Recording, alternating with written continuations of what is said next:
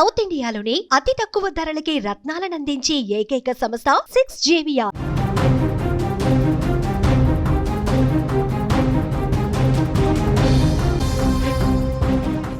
Breaking news చూస్తున్నాం. కేరళలో రాజకీయాల్లో జ్యోతి మల్హోత్రా ప్రకంపనలు సృష్టిస్తుందని చెప్పుకోవచ్చు. జనవరిలో కేరళలో పర్యటించింది జ్యోతి మల్హోత్రా.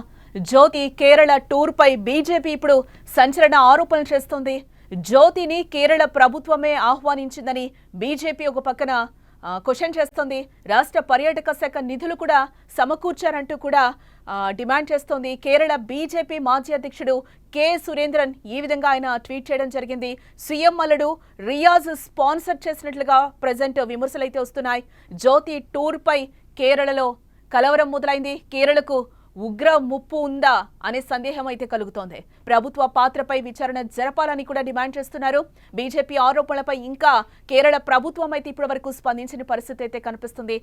కేరళ రాజకీయాల్లో జ్యోతి మల్హోత్రా ప్రకంపనలు సృష్టిస్తోందని చెప్పుకోవచ్చు. జనవరిలో ఆమె చేసిన కేరళ టూర్ ఇప్పుడు అక్కడి ప్రభుత్వాన్ని ఇరుకున పెట్టేసింది. జ్యోతి కేరళ టూర్ పై బీజేపీ మాజీ అధ్యక్షుడు కె సురేంద్రన్ సంచలన ఆరోపణలు చేశారు. పాకిస్తాన్ గూఢచారిగా ఆరోపణలు ఎదుర్కొంటున్న జ్యోతి మల్హోత్రా కన్నూర్ పర్యటనకు సీఎం పినరయి విజయన్ అల్లుడు రియాజ్ నేతృత్వంలోని కేరళ పర్యాటక శాఖ స్పాన్సర్ చేసిందని అంటున్నారు.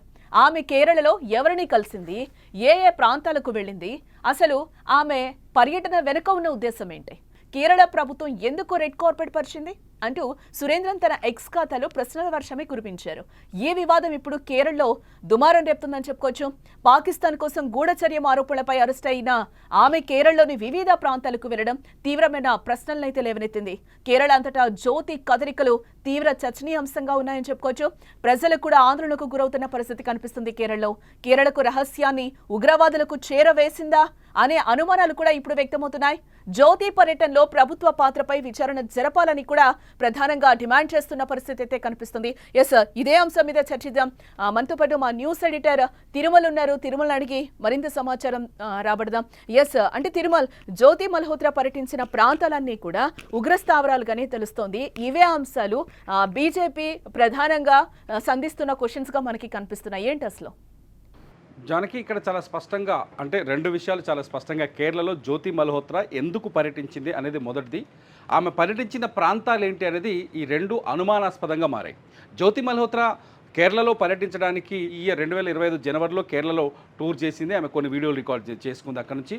ఆ తర్వాత ఆమె నేరుగా మహాకుంభమేళ వెళ్ళింది. మహాకుంభమేళ తర్వాత నేరుగా పాకిస్తాన్ వెళ్ళింది. ఇది మొత్తం అనుమానాలకి కారణమవుతుంది.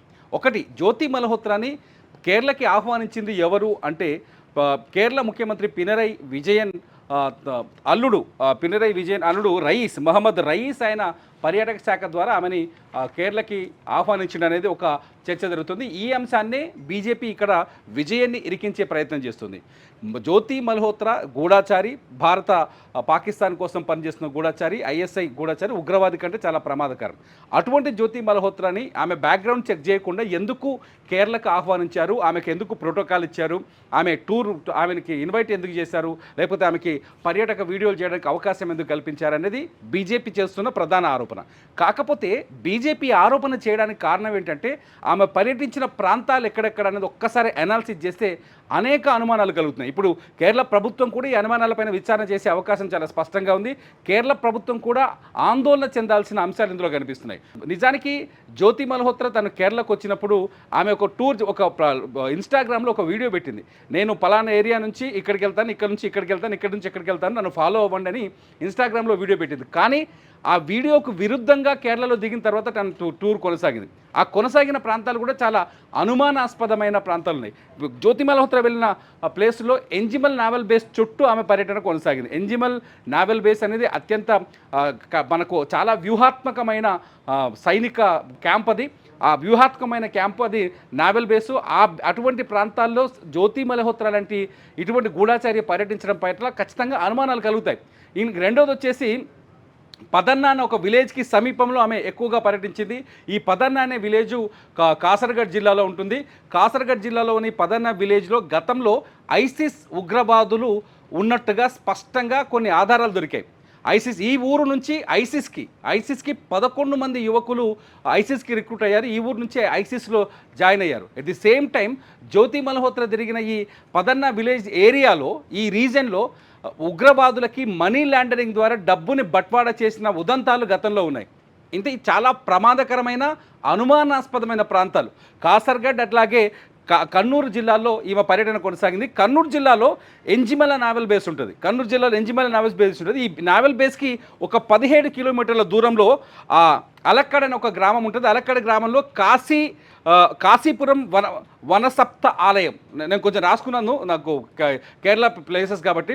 కాశీపురం వనసప్త ఆలయం ఒకటి ఉంటుంది. అక్కడ తిల్లానా డ్యాన్స్ వాళ్ళ సంప్రదాయ నృత్యం ఒకటి ఉంటుంది. ఆ సంప్రదాయ నృత్యాన్ని రికార్డ్ చేయడానికి వెళ్తున్నానంటూ అక్కడికి వెళ్ళింది ఎవరు, జ్యోతి మల్హోత్రా. నిజానికి ఆమె టార్గెట్ అది కాదు, ఎంజిమల నావల్ బేస్ అనేది అక్కడ ఆర్మీ సైనిక స్థావరం అది. ఆ స్థావరం చాలా వ్యూహాత్మకమైన స్థావరం భారతదేశానికి.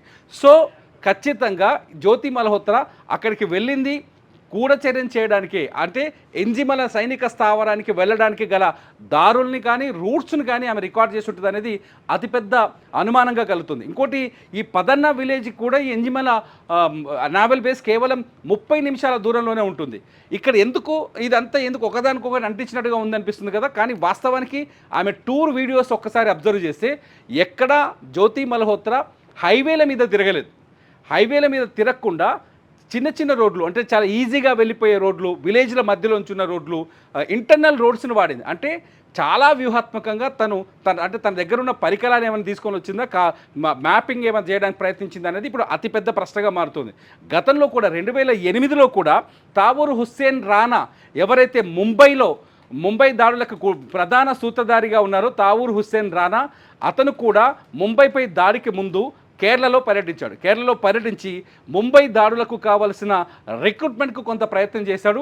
ఈ విషయాలన్నీ చాలా సంచలనంగా మారాయి. సేమ్ థింగ్ ఇప్పుడు జ్యోతి మల్హోత్రా. పహల్గాం దాడికి ముందు జ్యోతి మల్హోత్రా కేరళలో పర్యటించింది. కేరళలో ఏదైతే ఉగ్రవాద అనుమానాస్పద ప్రాంతాలుగా ఉన్నాయో, లేకపోతే రిక్రూట్మెంట్ ఉందో ఐఎస్ఐకి, అటువంటి పదన్నా లాంటి విలేజ్ల చుట్టూ పర్యటించింది. అట్ ది సేమ్ టైం అక్కడ ఏదైతే ఎంజిమల నావల్ బేస్ ఉందో ఆ ప్రాంతాన్ని పర్యటించింది. అంటే కావాలని ఒక ఉద్దేశపూర్వకంగా ఫిక్స్డ్ మ్యాప్ తోటే జ్యోతి మల్హోత్రా అక్కడికి వచ్చినట్టు తెలుస్తుంది. దీని వెనకాల ఒక కవర్ కూడా ఉంది. జ్యోతి మల్హోత్రా ఒక కవర్ కూడా చేసింది ఏంటంటే, ఆ తర్వాత అలప్పి పోయింది, కొచ్చి పోయింది, మున్నార్ పోయింది. నిజానికి అలప్పి కొచ్చిని 2023 సెప్టెంబర్లోనే జ్యోతి మల్హోత్రా పర్యటించింది. ఎంత పెద్ద గ్యాప్ లేదు, గుర్తుపెట్టుకోండి. సెప్టెంబర్కి జనవరికి వన్ ఇయర్ ముందే వీడియోలు చేసింది. అలప్పిలో చేసింది, కొచ్చిలో చేసింది, మున్నార్లో వీడియోలు చేసింది. మళ్ళీ సేమ్ ప్లేస్ని మళ్ళీ పర్యటించింది ఈసారి 2025 జనవరిలో. అంటే ఉద్దేశపూర్వకంగా చాలా వ్యూహాత్మకంగా ఐఎస్ఐ ఆదేశాల మేరకు కానీ, లేకపోతే పాకిస్తాన్ ఆదేశాల మేరకు మాత్రమే ఈ ఏరియాలో పర్యటించడానికి తెలుస్తుంది. ఇంకో సిమిలారిటీ కూడా కనిపిస్తుంది ఇక్కడ జనానికి. ఏంటంటే పహల్గామ్ అనేది కాశ్మీర్లో టూరిస్టులు ఎక్కువగా వచ్చే ప్రాంతం, అక్కడ చాలా ఎక్కువగా టూరిస్టులతో ఉండే ప్రాంతం. సేమ్ టూరిజం దక్షిణ భారతదేశంలో ఎక్కువగా కనిపించేది కేరళలో ఎక్కువగా టూరిజంలు ఉంటారు, విదేశీ టూరిస్టులు కూడా కేరళకి ఎక్కువగా వస్తుంటారు. సో ఈ టూరిస్ట్ ప్రాంతాల్ని ఐఎస్ఐ ముందు టార్గెట్ చేసిందా, ఉగ్రవాదులు ముందు టార్గెట్ చేశారనే అనుమానాలు కలుగుతున్నాయి. ఉగ్రవాదులకి సమాచారం ఇవ్వడం కానీ, లేకపోతే కేరళలో కూడా ఏదైనా విధ్వంసానికి ప్లాన్ చేయడం కోసమే జ్యోతి మల్హోత్రా, ఈ గూఢచారి జ్యోతి మల్హోత్రా కొంత ప్లాన్ ఇచ్చిందా ఐఎస్ఐ ఉగ్రవాదులకు కానీ ఐఎస్ఐకి కానీ అనేది ఇప్పుడు అతిపెద్ద ప్రశ్నగా మారుతుంది. ఇక్కడ బీజేపీ చేస్తున్న ఆరోపణ ఏంటి, మీరే ఆహ్వానించారు జ్యోతి మల్హోత్రా. ఎవరు ఆహ్వానించారని పక్కన పెడితే వచ్చిన వ్యక్తి పెద్ద ప్రమాదకరమైన వ్యక్తి. వచ్చిన వ్యక్తి హర్యానాలో పోలీసులు ఆమె దగ్గర ఉన్న ఎలక్ట్రానిక్ పరికరాలు కానీ, ఆమె కెమెరాలు కానీ, లేకపోతే మొబైల్ ఫోన్స్ కానీ అన్ని స్వాధీనం చేసుకొని పరిశీలిస్తుంటే ఒక్కొక్క విషయం చాలా ఊహించడాన్ని భయంకరమైన విషయాలు బయటకు వస్తున్నాయి. ఇప్పుడు సేమ్ ఇదే కేరళలో కూడా ఈమె పర్యటించిన ప్లేసులను చూస్తే నిజంగా భయం వేస్తుంది. మన సికింద్రాబాద్ కూడా వచ్చింది. సికింద్రాబాద్కి ఎందుకు వచ్చిందని అతిపెద్ద ప్రశ్న. అట్లాగే పూరికి వెళ్ళింది. పూరిలో అక్కడ ప్రియాంక సేనాపతి అనే ఒక యూట్యూబర్ని అడ్డం పెట్టుకొని అక్కడ పూరి దేవాలయం మొత్తాన్ని రికార్డ్ చేసింది. ఇట్లా మొత్తం హిందూ దేవాలయాన్ని టార్గెట్ చేయడము, పర్యాటక ప్రాంతాన్ని టార్గెట్ చేయడము, దేశంలోని సున్నితమైన ప్రాంతాల్ని, పర్యాటకులు కానీ సాంద్రత ఎక్కువగా ఉన్న ప్రాంతాల్ని గుర్తుపెట్టుకొని ఆ ఏరియాలో వీడియోస్ కానీ, ఆ ప్రాంతం బ్లూ ప్రింట్ తీసుకొని ఐఎస్ఐకి పాకిస్తాన్కి ఇవ్వడమే జ్యోతి మల్హోత్రా ప్రధాన ఉద్దేశం అని ఇప్పుడు అర్థమవుతుంది. చాలా స్పష్టంగా ఆమె చేసిన తప్పులు కనిపిస్తున్నాయి, ఆమె పాకిస్తాన్ సహకరించిన విషయాలు కనిపిస్తున్నాయి, ఆ డానిష్ అనేవాడితో ఆమె సంబంధాలు కనిపిస్తాయి. ఇవన్నీ చూస్తే నిజంగా కేరళలో ఏదో కుట్రకి జ్యోతి మల్హోత్రా కూడా కారణం కాబోతుందని మాత్రం అర్థమవుతుంది జానకి ఇక్కడ. ఎస్ అంటే తిరుమల ఇక్కడ మనం ఒకటి అంటే కేరళ పర్యాటక శాఖ నేతృత్వంలోని రియాజ్ ఇక్కడ సపోర్ట్ చేసినట్టుగా కనిపిస్తుంది. అసలు రియాజ్కి జ్యోతికి ఏంటి ఇంటర్నల్గా ఏమన్నా లింక్స్ ఉన్నాయని అనుకోవచ్చు అంటారా? ఏంటి అసలు రియాజు ఇప్పుడు ఎవరైతే ముఖ్యమంత్రి ఉన్నాడో ముఖ్యమంత్రి అల్లుడైనా ఆయనకు ఇంటర్నల్ లింక్స్ ఉన్నాయా లేదా పక్కన కేరళ మొదటి నుంచి చూస్తుంటే కొంత యూట్యూబ్ ట్రావెలర్స్ని కానీ లేకపోతే యూట్యూబ్ ఇన్ఫ్లుయెన్సర్స్ కానీ కేరళ ప్రభుత్వం వాళ్ళ పర్యాటక ప్రచారం కోసం వాడుకుంటూ ఉన్నారు. జ్యోతి మల్హోత్రాని కూడా ఇందులో భాగంగా పిలిచి ఉండొచ్చు. ఇందులో వేరే కాన్స్పిరెన్సీ ఏది లేదు. జ్యోతి మల్హోత్రాని ఎందుకంటే మన తెలుగులో ఉన్న అనిల్ అనే అబ్బాయిని వాళ్ళ పర్యాటక శాఖకు బ్రాండ్ అంబాసిడర్గా ప్రకటించే గతంలో కేరళ ప్రభుత్వం పర్యాటకాన్ని పెంచుకోవడం కోసం వ్యూహాత్మకంగా ఆదాయాన్ని పెంచుకోవడం కోసం కొన్ని ప్రయత్నాలు చేస్తుంది. అందులో భాగంగా జ్యోతి మల్హోత్రాకి ఆహ్వానం పంపించవచ్చు. ఇది రాజకీయంగా ఎటు మలుపులు తీసుకుని పక్కన పెడితే జ్యోతి మల్హోత్రా అక్కడికి వచ్చి రికార్డ్ చేసిన వీడియోస్ ఇప్పుడు ప్రమాదకరం అనేది మనకు స్పష్టంగా అర్థమవుతుంది Janaki. Right, thanks for the update Tirumal. Yes, కేరళలో రాజకీయాల్లో జ్యోతి మల్హోత్రా ప్రకంపనలు రేపుతుందని చెప్పుకోవచ్చు. ఎస్, జనవరిలో ఆమె చేసిన కేరళ టూర్ ఇప్పుడు అక్కడి ప్రభుత్వాన్ని ఇరుకున పెట్టిందని చెప్పుకోవచ్చు. ఎందుకంటే అక్కడ క్లియర్గా వీడియోలో కనిపిస్తుంది. జ్యోతి కేరళ టూర్పై బీజేపీ మాజీ అధ్యక్షుడు కె సురేంద్రన్ సంచలన ఆరోపణలు చేశారు. పాకిస్తాన్ గూఢాచారిగా ఆరోపణలు ఎదుర్కొంటున్న జ్యోతి మల్హోత్రా కన్నూర్ పర్యటనకు సీఎం పినరయ్ విజయన్ అల్లుడు రియాజ్ నేతృత్వంలోని కేరళ పర్యాటక శాఖ స్పాన్సర్ చేసిందని తెలిపారు. ఆమె కేరళలో ఎవరిని కలిసింది, ఏ ఏ ప్రాంతాలకు వెళ్ళింది, అసలు ఆమె పర్యటన వెనుకున్న ఉద్దేశం ఏంటి, పాకిస్తాన్తో సంబంధాలున్న వ్యక్తికి కేరళ ప్రభుత్వం ఎందుకు రెడ్ కార్పెట్ పరిచింది అంటూ సురేంద్రన్ తన ఎక్స్ ఖాతాలో ప్రధానంగా ప్రశ్నల వర్షం కురిపిస్తున్నారు. ఈ వివాదం ఇప్పుడు కేరళలో దుమారం రేపుతోందని చెప్పుకోవచ్చు. ఇటు పాకిస్తాన్ కోసం గూఢచర్యం ఆరోపణలపై అరెస్ట్ అయిన ఆమె కేరళలోని వివిధ ప్రాంతాలకు వెళ్లడం తీవ్రమైన ప్రశ్నలైతే లేవనెత్తిందని చెప్పుకోవచ్చు. కేరళ అంతటా జ్యోతి కదలికలు తీవ్ర చర్చనీయాంశంగా ఉన్నాయి. ప్రజలు కూడా ఆందోళనకు గురవుతున్నారు. కేరళకు రహస్యాన్ని ఉగ్రవాదులకు చేరవేసిందా అనే అనుమానాలు కూడా వ్యక్తమవుతున్నాయి. ఎస్, ఇక్కడ మనం చూసుకోవచ్చు. అంటే జ్యోతి మల్హోత్రా ప్రెసెంట్ కేరళలో పర్యటించిన ప్రాంతాలు కూడా కొన్ని ఉన్నాయి. ఆ ప్రాంతాలు కూడా ఇప్పుడు కన్నూరు, కాసర్గఢ్ లోనే ఎందుకు ఆమె ఎక్కువ వీడియోలు చేసింది, అందులో అక్కడ ఎక్కువగా ఉగ్రవాద లింక్స్ ఉన్నట్లుగా కూడా తెలుస్తుంది. ఆ ప్లేసెస్ లోనే ఎందుకు ఆమె వీడియోస్ ఎక్కువగా చేసింది అనేది కూడా ఇప్పుడు ప్రధానంగా వినిపిస్తున్న ప్రశ్నగా మారింది.